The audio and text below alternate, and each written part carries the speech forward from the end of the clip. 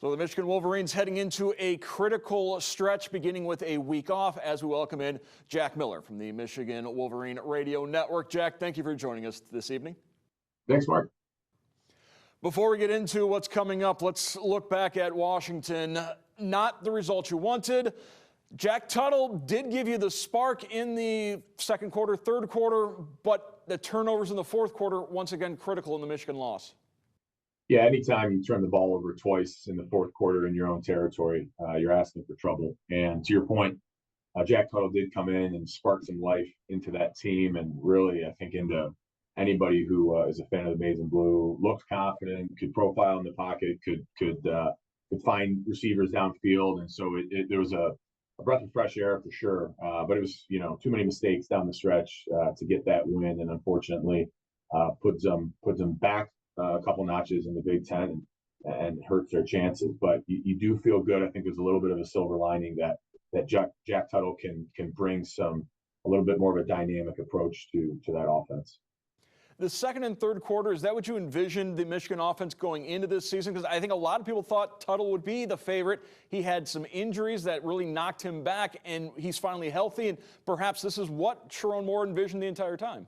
Yeah, I think probably that would have been the case had he been healthy in training camp and going into week one, that he probably would have been the starter, and this offense would have had now 6 weeks to continue to gel and get better. He's a quarterback who isn't necessarily known as a running quarterback, but you could see a few times he was able to extend plays, get outside the pocket, and run when he had to. And he's got the arm, and he's got confidence. He's a 25-year-old who has played a lot of football. You could just tell he felt pretty comfortable back there. It's unfortunate that he was injured to start the year, and now he's the third guy to get a chance to play quarterback for Michigan. But again, I think if you try to be optimistic about it, they got a bye week they're heading into now, and so maybe that gives them some opportunity to say, all right, we saw enough here on the road in a pretty hostile environment that Jack Tuttle can add an extra dimension to the offense. My guess would be he will be the guy going forward. To what extent, I don't know, but he can certainly do things that they've struggled to get done to this point in the season. As we are nearing the halfway point of the season, I suppose the biggest plus for the Michigan Wolverines so far has been the emergence of Khalil Mullings, not only as a secondary running back, but perhaps as your primary running back now. Yeah, he's more of an every down guy than Donovan Edwards is, and we've seen that over the course of the last few weeks. He seems to have the ability to run in between the tackles, to get some of those harder earned yards, fall forward and make a gain of 3, a gain of 5. Donovan Edwards not necessarily have that skill set, and they found, I think, a good rhythm for where Khalil Mullings can be that first and second down back, and Donovan Edwards can come in and spell him, and they can get a little more creative with him, get him the ball in space. He's a great pass catcher. They can get him out of the backfield to catch passes, and then when given the opportunity, if he can find a seam, he's obviously a really electric player. It's probably where they're both suited a little bit better. It's taken him a while to find that. But Donovan Edwards had a big game. He had, particularly in the first half, he played really, really well. That was probably because they were able to use Khalil Mullings in a different way that allowed Donovan Edwards to get going the way he did.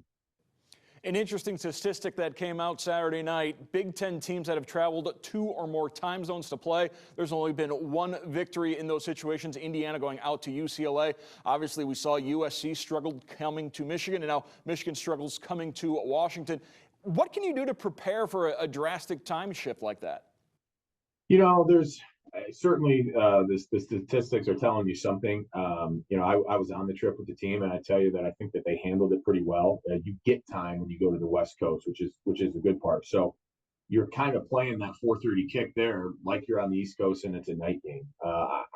I can't speak for the other teams and for the Big Ten as a whole. Certainly, traveling that far is not the most ideal thing in the world, but at the same time, for a 4:30 kick, it's the equivalent of playing a night game. I don't know how much of a factor that really does have, besides the fact that going out west is new, not so much from the time zone, but the teams you're playing and the type of football that they play. I think that might have a bigger factor in all of that than the time change might.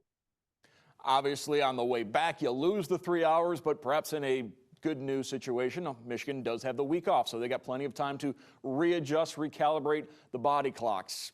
Looking ahead, the week off, and then they travel to Illinois, and then host Michigan State, then it's Oregon, and then it's Indiana. 4 very difficult games considering the rivalry matchup with Michigan State. I don't think we're underselling it by saying this next 5 weeks will determine the course of the Michigan season.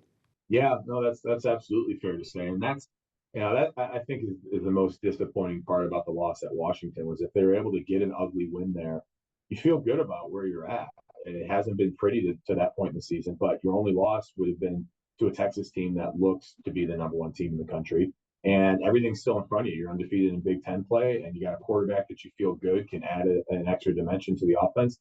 And now you got a week off for people to get healthy, and a week off to really figure out what the offense is going to look like on a go forward. That's the disappointing part about the loss at Washington is it kind of spoils that ability to really like where you're at in the season because, as you said, the next 5 weeks are going to be crucial. Illinois showed up out of left field this year and was a very good ball club. Indiana, the same thing. And then Michigan State, they always play their best game of the year against Michigan. That's not going to be a shoe-in for Michigan to get a victory there. So plenty of, and then Oregon, right? We know how good they are. So uh, that's the new era of college football and of the Big Ten is that every week you're going to have to bring it. You got good competition and you have to show up and be ready for that. So again, it's nice that they have their bye week coming. They had a lot of injuries this past week. A lot of guys didn't play that they were hoping would. So you get the chance to get healthy and kind of reset and restart this season. We would have liked to have had that win at Washington to run into this bye week. You don't have that, but you still have a chance after 6 weeks to sit down, recalibrate, get healthy, and try to make a good second half of the regular season pretty successful. Yeah, particularly the offensive line, chance for Miles Hinton to get healthy and Cooper to get healthy as well, as they've had a lot of issues there on the O-line. There's a lot of outside voices pointing a lot of fingers at the struggles of the Michigan Wolverines. Inside, how do the players, how do the coach, how does the team block that out and just focus on Michigan? Yeah, well, that's all you can do is just focus on what you can control. So as an individual player, you're worried about your, what you're doing and what your contributions are to the team, how you're playing and stacking up against the expectations that are out there, which are always sky high for Michigan, particularly after a national championship season. There's a lot to work on. There's no doubt about that. They're going to have to figure out some things on the offensive side of the football to be competitive in these bigger games that are forthcoming. And then defensively, they got exposed a little bit too, particularly in the back end. The secondary at times did not look that great against what's a pretty good passing game from Washington.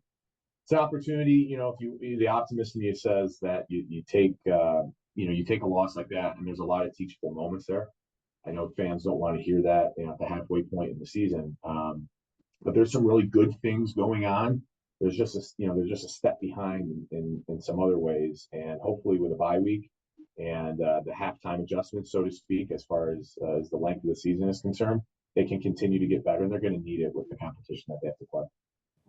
Wolverines will look to regroup with a week off before they get back at it against the Fighting Illini. I want to thank our guest, Jack Miller from the Michigan Wolverine Radio Network and St. John's graduate, Jack Miller. Jack, thank you once again.